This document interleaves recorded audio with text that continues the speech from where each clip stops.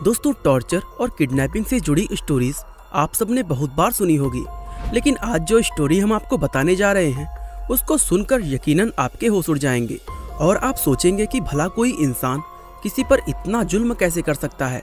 दोस्तों, ये कहानी 20 साल की एक ऐसी लड़की का है जिसको ना सिर्फ किडनैप किया गया बल्कि उसका ब्रेन वॉश करके उसको एक सेक्स स्लेव बना दिया गया और 7 साल तक लगातार उसको एक ताबूत के अंदर बंद करके रखा गया। अब आपके मन में सवाल तो जरूर आ रहे होंगे कि इस लड़की के साथ ये जुल्म किसने और क्यों किया, और क्या ये लड़की इन जुल्मों को सहकर जिंदा बच पाई। अब अगर आप भी इन सवालों के जवाब जानना चाहते हैं तो वीडियो को अंत तक जरूर देखिएगा, और अगर आप इस चैनल पर नए हैं तो प्लीज चैनल को सब्सक्राइब करके बेल आइकन दबा दें।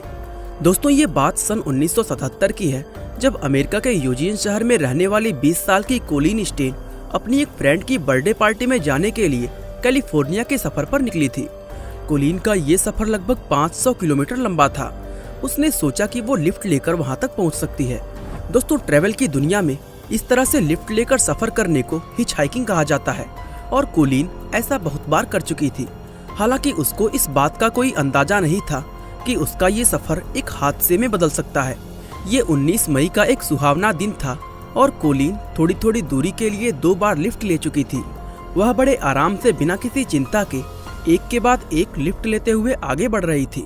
2 लोगों से लिफ्ट लेने के बाद वो सड़क के किनारे किसी वाहन के आने का बेसब्री से इंतजार कर रही थी। कुछ देर इंतजार करने के बाद एक नीले रंग की वैन वहां से गुजर रही थी कि तभी कोलिन ने तुरंत लिफ्ट लेने का इशारा किया, जिसके बाद वो वैन कोलिन के पास आकर रुक गई। उसने देखा कि वैन को नॉर्मल सा दिखने वाला नौजवान लड़का चला रहा था। इस व्यक्ति को देखकर कोई भी ये अंदाजा नहीं लगा सकता था कि इस भोली शक्ल के पीछे कितना बड़ा हैवान छिपा होगा। कोलिन को भी इसका कोई अंदाजा नहीं हुआ और वह बिना किसी डर के उस वैन में सवार हो गई। आपस में थोड़ी बातचीत होने पर पता चला कि उस लड़के का नाम कैमरून हुकर और उसकी पत्नी का नाम जेनिस हुकर था। उस समय कैमरून की उम्र 23 साल और उसकी पत्नी जेनिस की उम्र सिर्फ 19 साल थी। साथ ही उन दोनों ने लव मैरिज की थी और वह कैलिफोर्निया के रेड ब्लफ में रहते थे। असल में कैमरून एक साइकोपैथ था जिसको जवान लड़कियों का यौन शोषण करने, उनको मारने पीटने और टॉर्चर करने से खुशी मिलती थी। उसकी पत्नी जेनिस इस बात को अच्छी तरह जानती थी, क्योंकि कैमरून कई सालों से उसका भी यौन शोषण कर रहा था, और चूंकि जेनिस अपने पति से सच्चा प्यार करती थी इसलिए वो उसका ये टॉर्चर झेल कर भी उसी के साथ रहती थी। जेनिस कैमरून से एक बच्चा चाहती थी, लेकिन कैमरून ने इसके लिए एक शर्त रखी। उसने कहा कि वो उसको बच्चा पैदा करने की अनुमति तभी देगा जब उसकी पत्नी उसके लिए एक नौजवान और खूबसूरत लड़की को किडनैप करने में उसकी मदद करेगी। साथ ही कैमरून ने अपनी पत्नी से वादा किया कि वह उस लड़की से कभी भी शारीरिक संबंध नहीं बनाएगा, और इस कंडीशन पर जेनिस अपने पति के लिए एक स्लेव गर्ल ढूंढने के लिए राजी हो गई थी। ये दोनों पति पत्नी काफी समय से एक जवान और खूबसूरत लड़की की तलाश में थे, और आखिरकार इनकी ये तलाश कोलिन पर जाकर खत्म हुई, क्योंकि दोस्तों कैमरून को कोलिन पसंद आ गई थी। दोस्तों, इस सफर के दौरान ऐसा कुछ भी नहीं हुआ जिससे कोलिन को कैमरून या उसकी पत्नी पर कोई शक होता, इसलिए वो बड़ी आराम से बैठी वैन में सफर करती रही। कैमरून ने वैन को एक पेट्रोल पंप पर रोका और कोलिन से कहा कि वह वॉशरूम जाकर फ्रेश हो सकती है। कोलिन वॉशरूम चली गई और इन पति पत्नी को आपस में बात करने और आगे का प्लानिंग करने का समय मिल गया। वैन में पेट्रोल भर जाने के बाद ये सफर फिर से शुरू हुआ और कैमरून जानबूझकर वैन को एक सुनसान रोड पर ले गया। इस रोड पर उसने अचानक अपनी वैन को रोका और कोलिन के गले पर चाकू रख दिया। कोलिन अचानक हुए इस हमले से पूरी तरह शॉक्ड रह गई और उसको कुछ समझ नहीं आया कि वो अब क्या करे।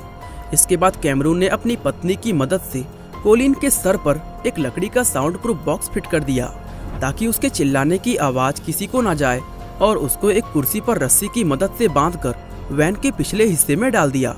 इसके बाद कैमरून और जेनिस कोलिन को अपने साथ घर ले गए, और यहीं से उस मानसिक और शारीरिक टॉर्चर की शुरुआत हुई जो कोलिन ने पूरे 7 साल तक झेला था।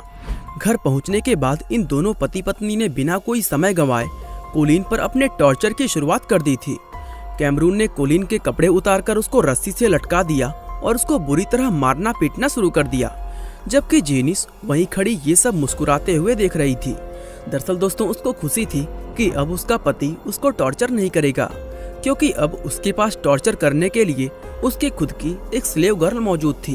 कोलिन का ये पहला टॉर्चर कई घंटों तक चलता रहा, जो उसके लिए किसी नर्क से कम नहीं था। हालांकि दोस्तों अभी तो सिर्फ शुरुआत हुई थी और आगे उसको और भी बहुत कुछ झेलना था। कोलिन को लगा कि ये लोग उसको जल्दी ही जान से मार देंगे, लेकिन कैमरून का ऐसा कोई भी इरादा नहीं था, क्योंकि वह तो उसको हमेशा इसी तरह अपना गुलाम बनाकर अपने साथ रखना चाहता था। इस टॉर्चर का सेशन पूरा होने के बाद कैमरून ने कोलिन को लकड़ी से बने एक ताबूत जैसे बॉक्स के अंदर डाल दिया। और दोस्तों अब ये कैमरून का रोज का रूटीन बन गया था।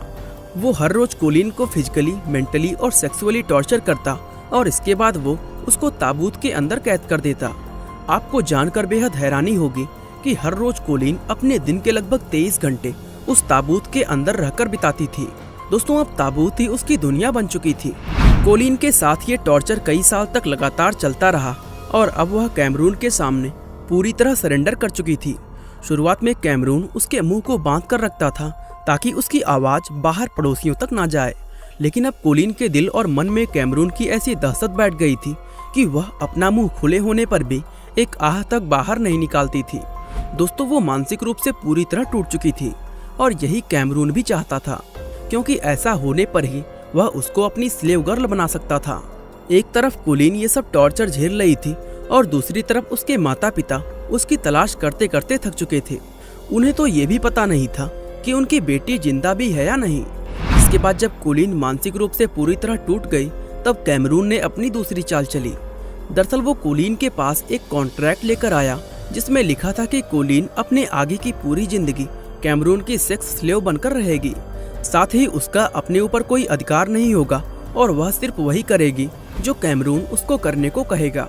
कैमरून ने कोलिन से जबरदस्ती वो कॉन्ट्रैक्ट साइन करवा लिया और साथ ही उसने उसको ये भी बताया कि ये कॉन्ट्रैक्ट द स्लेव कंपनी नाम की एक एजेंसी जारी करती है और अगर कोई व्यक्ति इस कॉन्ट्रैक्ट को तोड़ता है तो एजेंसी के लोग उसके पूरे परिवार को मौत के घाट उतार देते हैं। इस तरह की बातें करके उसने कोलिन को ये यकीन दिला दिया कि वह कानूनी तौर पर उसकी स्लेव बन चुकी है और अगर वो अपने परिवार की सलामती चाहती है तो उसको पूरी जिंदगी इसी तरह उसकी गुलाम बनकर बितानी होगी।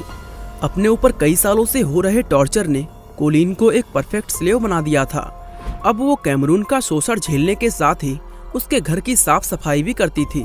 कैमरून ने कोलिन के माइंड पर अपना इतना कंट्रोल कर लिया था कि अब वो उसको घर के कामों से बाहर भी भेज दिया करता था, क्योंकि वो जानता था कि कोलिन उसको छोड़कर कभी भाग नहीं सकती। दोस्तों आपको जानकर काफी हैरानी होगी कि उसने कोलिन को उसके घर अपने माता पिता से मिलने के लिए भी भेजा था और एक बार तो वह खुद भी कोलिन का बॉयफ्रेंड बनकर उसके साथ उसके घर गया था। इसके अलावा अब कैमरून ने कोलिन को जॉब करने का परमिशन दे दिया था। कैमरून अपने इस पूरे गेम के दौरान अपनी पत्नी जेनिस को पूरी तरह भूल गया था और ये चीज जेनिस को बहुत ज्यादा परेशान कर रही थी। साथ ही उसने अपनी पत्नी से किया वो प्रॉमिस भी तोड़ दिया था जिसमें उसने कहा था कि वह कोलिन के साथ कभी शारीरिक संबंध नहीं बनाएगा।